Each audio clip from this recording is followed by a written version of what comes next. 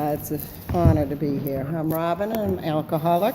I have done the work it's laid out with the help of a loving God, Big Book Step Study sponsor.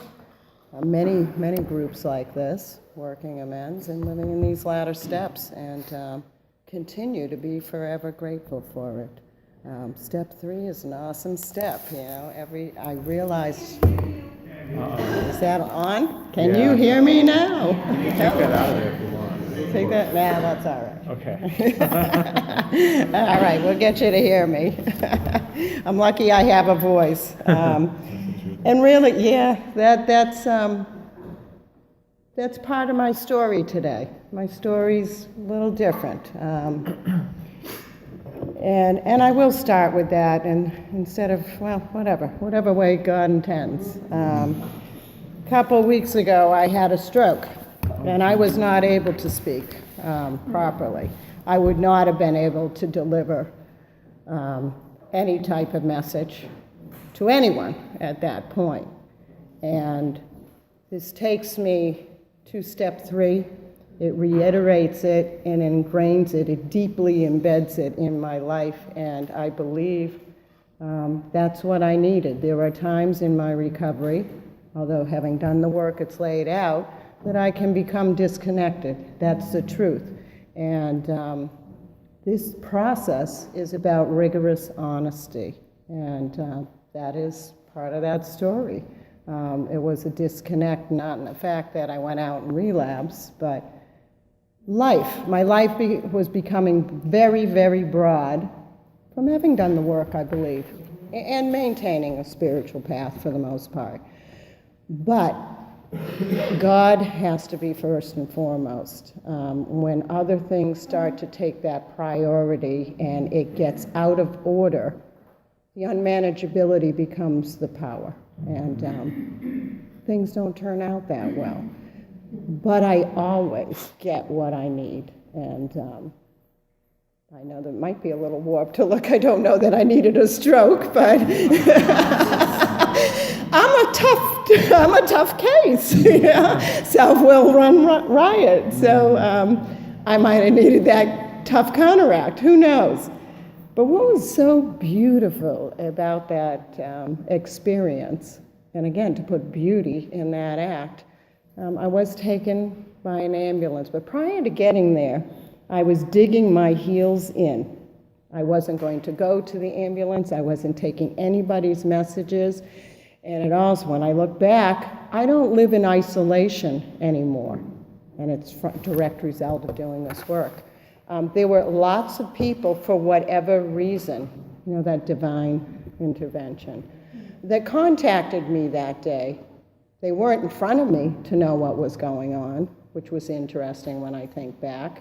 One was, but when I look back at how tightly webbed and intertwined I was with people, a couple people that have done the work that's laid out in this program, odd enough, I would have had contact with them that day, and my daughter, who was out in Oregon at a conference, not Oregon, Florida, during that time, contacted me to hear me speak.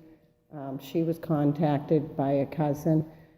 Therapist who has done the work it's laid out has also contacted me that day. So everybody was able to know that I could not voice myself the way I usually do. Everything was mumbled and jumbled, and sentences would not connect and make sense. So 911 was called, and not on my part. My best solution, I'm just going to lay down and go to bed, because you know what? I have school for the next couple of weeks, and I have to finish it, So again, things are out of order, and I want what I want when I want it. And this certainly was a situation of pure, utter powerlessness and lack of control. Absolutely no ability to have that. So I was taken off by ambulance to the hospital, and that was interesting too. I end up in the hospital, and the woman in the ER is a member of the Big Book Step Study, right? The ER nurse. I am, as it said here, protected and cared. That's what I was. because left to my devices, that I don't know that I would speak. I don't know that I would be here. I don't know if I would have ended up with deficits. To go through a stroke and to pull out of it in 3 days without any deficit, those are miracles. Yeah, that is sheer out a miracle. There is science, medicine, all the technology you want. Many doctors and people saw me that day. The most effective thing that happened to me that night was that woman from the Big Book Step Study who had done the work, it was laid out, who looked at me, straightened my eyes, held my hands, and just said a simple thing and got me back to basics, got me to be in the moment, because my saving grace at that point was not to think about the past, the self-pity, poor pity me, everything sucks, God, everybody, this and that. Look, that wasn't going to work. And to go ahead, oh, I need to go to classes, I can't have this, I got to get up and leave, forget it. And, these were things that were going on in my head. It was chaos, somewhat of it to normalize the situation, obviously overwhelmed by fear. But to have this person, what a gift. There are so many gifts, not coincidence, gifts. Held my hands, looked me straight in the eye, and she said, no matter what right now, I want you to do one thing only, and that is to just simply stay present. Forget about classes, forget about this. And the reality here may be, this may be your life. This may be it, but that's it, but it's a life. Just take it 1 minute at a time. That's God speaking through others. That's what that is. And, I was in the ER for 3 days, and I got up and I walked out of a hospital. I mean, talking and thinking. I will be very honest, not all of it has come back, and I think that's the reality of needing some time. I would not be able to retain an enormous amount of this right now as far as black and white words. But the message, I'll retain the message. I'll retain the message due to the gift of somebody else being there, and that's God. I feel protected all the time. And I wanted to say, I'm wired up with these things. I'm not going to blow myself up, and I'm not a walking bomb. But I've had a lot of people looking at me lately because wires have been hanging out, and it's a heart monitor. And I'll tell you, it's nice to know that I found my heart. It is the gift of this program that has warmed my heart. I often refer to that, the Grinch who stole Christmas, because when I entered Big Book Step Study about 4.5 years into my recovery, I was that Grinch who stole Christmas. It would have been about take and give really wasn't in there. Surrender wasn't in there. Complete abandon wasn't in there. Parts of this particular step are nice. They're very kind.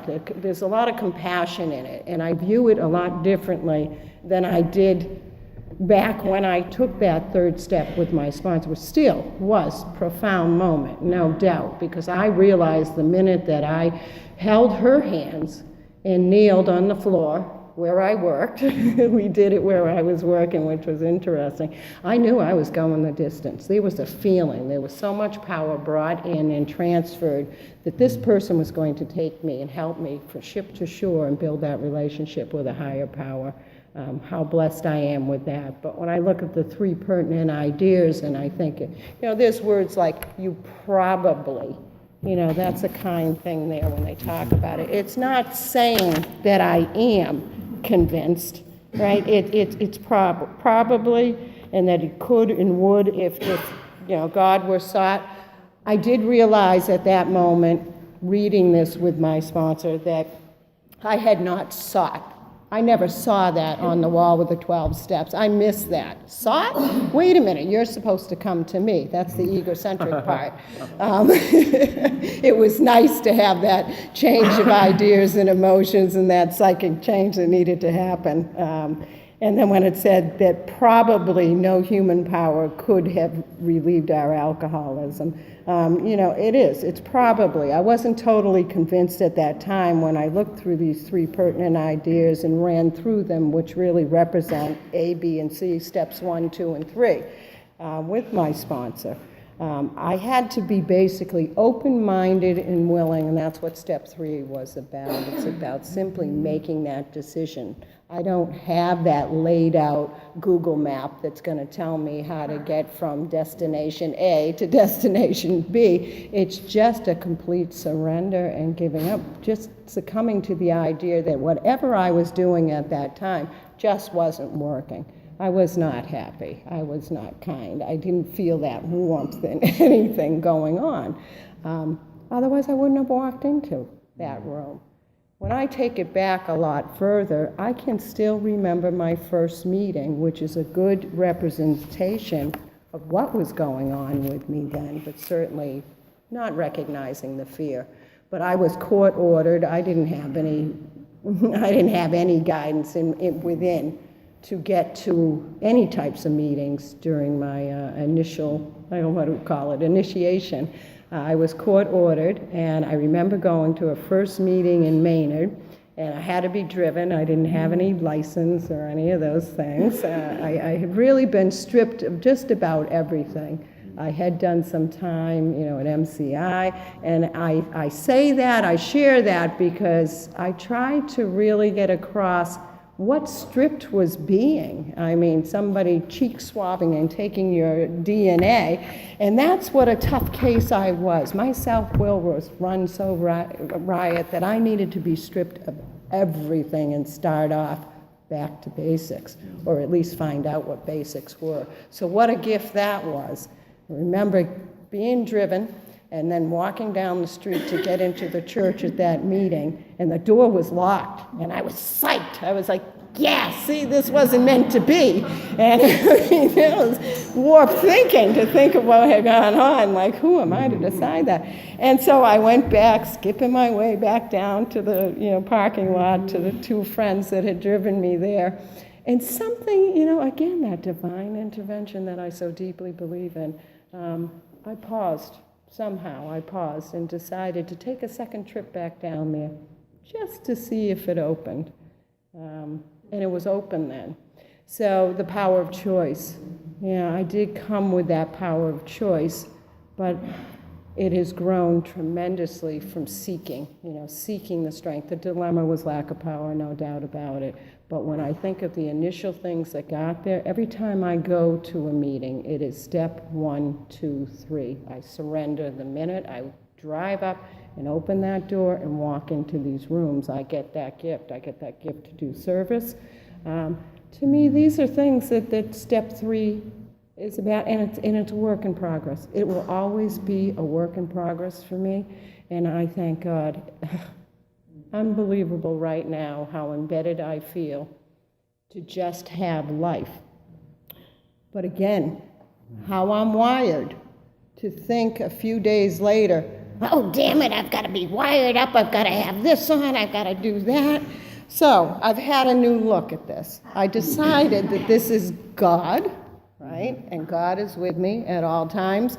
When I didn't think that way, it was a bothersome to me. I was pissing and moaning that this is, I don't do commitments, I don't do this thing is with me all day and all night, and it's beeping and talking and owning me. And then how grateful I am because God is doing that. I'm being beeped at when I pause enough to stop and listen.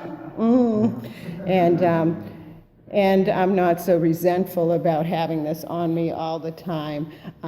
It's gratitude. It's absolute gratitude. And then from that point on, having some time to go to meetings, I've been asked to speak a few times. Again, I get what I need, and I say yes, yes, yes. That's all I have to do right now. That's back to basics. So that really is about all I have to share on this today. Again, just grateful I can speak. Thank you. Thank you so much.